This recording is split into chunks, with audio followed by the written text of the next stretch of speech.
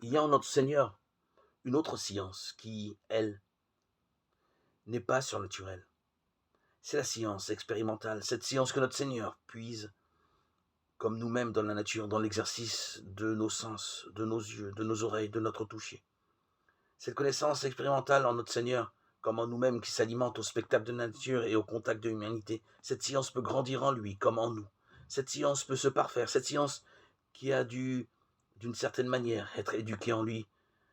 par sa mère et par son entourage, cette science qui lui permettait de s'émerveiller et d'être surpris par les visages des petits enfants qui venaient à lui, par l'intense curiosité du jeune homme qui venait lui demander les secrets de la vie, et aussi, hélas, par l'incompréhension de ses disciples, par la dureté de son peuple, par la solitude effrayante dans laquelle il s'engageait toujours davantage. Cette science expérimentale en notre Seigneur, qui est une science d'origine naturelle, n'est pas de soi, au niveau des mystères surnaturels dont le plus grand dans l'histoire est précisément le mystère de l'incarnation.